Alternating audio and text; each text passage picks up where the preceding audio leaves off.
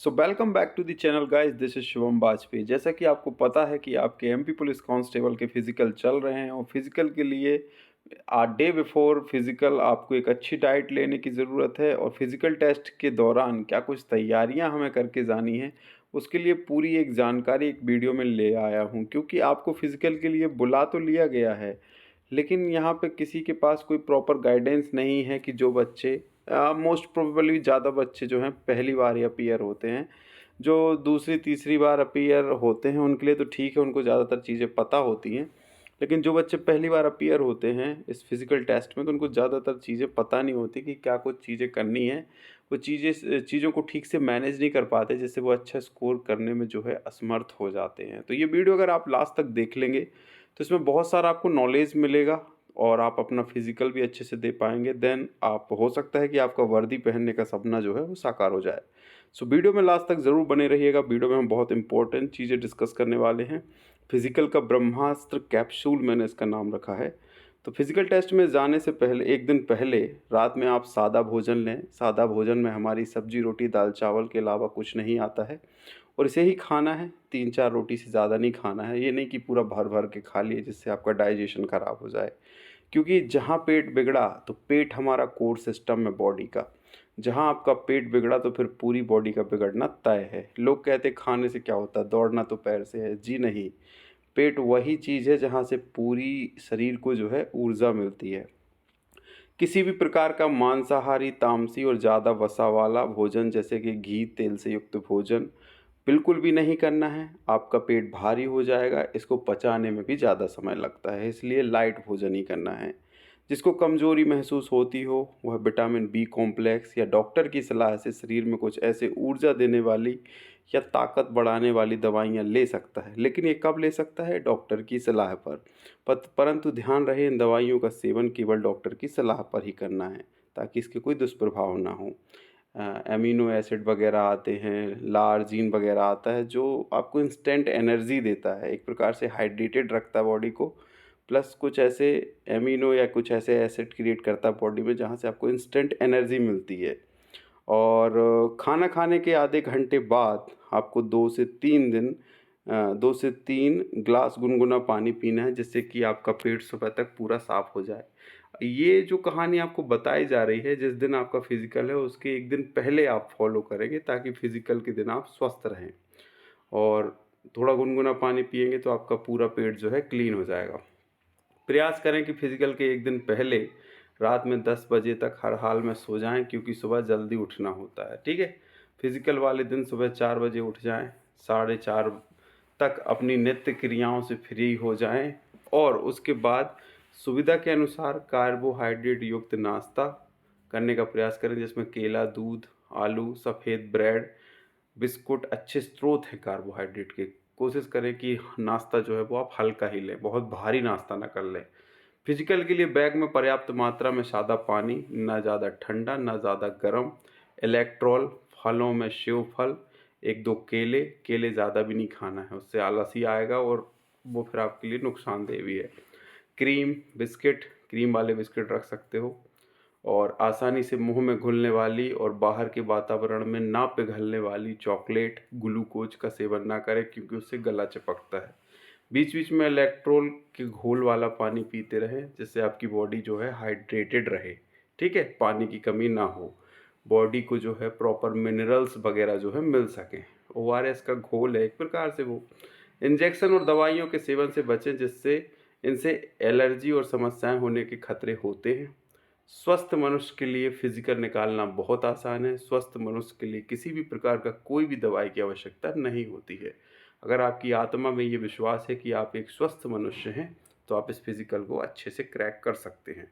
हर event के बीच में electoral वाले घोल के पानी को जो है थोड़ा थोड़ा पीते रहें। 1 लीटर बॉटल में एक पैकेट जो आता है उसको मिला लें और सेवन करते रहें, जिससे आपको एनर्जी मिलती रहेगी। ठीक है, सबसे बेस्ट होता है इलेक्ट्रोल वाला पानी। यह प्रयास रहना चाहिए कि हमारा पेट भारी नहीं होना चाहिए, हल्की फुल्की चीज़ें खाते रहें, जिससे ऊर्जा मिलती रहे और पेट भी कम भरे। जितना पेट कम भरेगा उतना रनिंग करने में आसानी होगी, बॉडी वेट भी कम रहेगा। ठीक है, समय समय पर पानी इलेक्ट्रोल वाला पीते रहें, जिससे शरीर में डिहाइड्रेशन ना हो, शरीर में ऊर्जा बनी रहे। इस बात पे मैं विशेष फ़ोकस इसलिए रख रहा हूँ बार-बार इलेक्ट्रॉल वाला पानी पीने के लिए, क्योंकि बच्चे डिहाइड्रेटेड हो जाते हैं और हाँफने लगते हैं गधों की तरह, फिर वो दौड़ नहीं पाते हैं, फिर वो गोला नहीं फेंक पाते हैं, लॉन्ग जंप नहीं कर पाते हैं। इसलिए इन चीज़ों का ध्यान रखो, क्योंकि हमने इसको किया है और फॉलो किया है, तो सारी चीज़ें अनुभव से बताई जा रही हैं। हर इवेंट के बाद 15 से 20 मिनट का समय मिल ही जाता है। कुछ भी कर लो, इतने समय में खुद को ऊर्जावान बनाए रखना है। ये नहीं कि डल हो गए, बैठ गए, लेट गए, ठीक है? अपने आप को स्फूर्तिनुमा बनाए रखना है। चलते फिरते रहना है, स्ट्रेचिंग, वार्म अप करते रहना, ताकि बॉडी जो है एक्टिव रहे। देखा होगा क्रिकेट मैच होता है तो खिलाड़ी जो है वार्म अप करते रखते हैं, खुद को टेढ़ा-मेढ़ा करते रहते हैं, हाथ-पैर खींचते रहते हैं। उल्टा-पुल्टा नहीं खींचना है, लेकिन ऐसा वार्म अप करते रहना ताकि बॉडी जो है ठंडी ना हो जाए। बॉडी वार्म अप का शब्द जो वार्म अप बना है वो इसी लगा कि बॉडी को गर्म रखना है।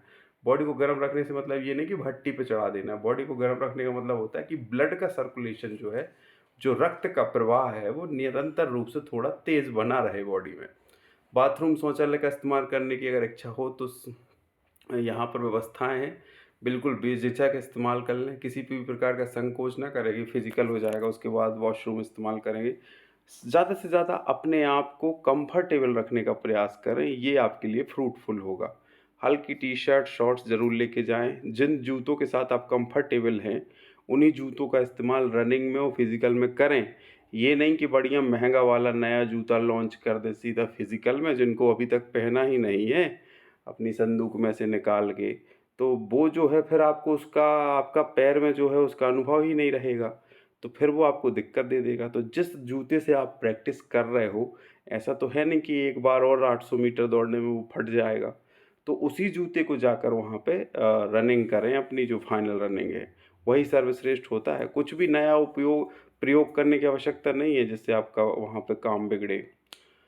अपने आप के अंदर के डर को जो है ख़त्म कर दें। ऐसा सोचें कि जैसा बाकी ग्रुप के बच्चे करेंगे, क्या जो कुछ उनका होगा वही मेरा होगा, क्योंकि आप अकेले थोड़ी ना दौड़ रहे हो, अलग से नहीं हो, ना ही उन लोगों से आप कमज़ोर हो। एक सकारात्मक सोच के साथ काम करोगे तो ज़रूर सफल होगे। जिस लड़के या लड़की को आपसे पहले रनिंग करने के लिए छोड़ा जाएगा, आपका टारगेट बन जाना चाहिए कि हमें उसे क्रॉस करना है, भले ही वो हमसे 5 या 6 सेकंड पहले छोड़ा गया हो। तभी आपका टाइमिंग अच्छा आता है। हमें आगे वाले बंदे को पकड़ के रखना है। रनिंग करते समय आप अगर पीछे रह जाएँ या गिर जाएँ या कोई भी घटनाक्रम आपके साथ हो जाता है, तब भी आपको अंदर से हार नहीं मानना है, क्योंकि मन के हारे हार है, मन के जीते जीत। इसी संकल्प के साथ आखिरी सेकंड तक लड़ते रहना है और सफलता को प्राप्त करना है, क्योंकि घायल शेर ही जो है वो ज़्यादा घातक होता है।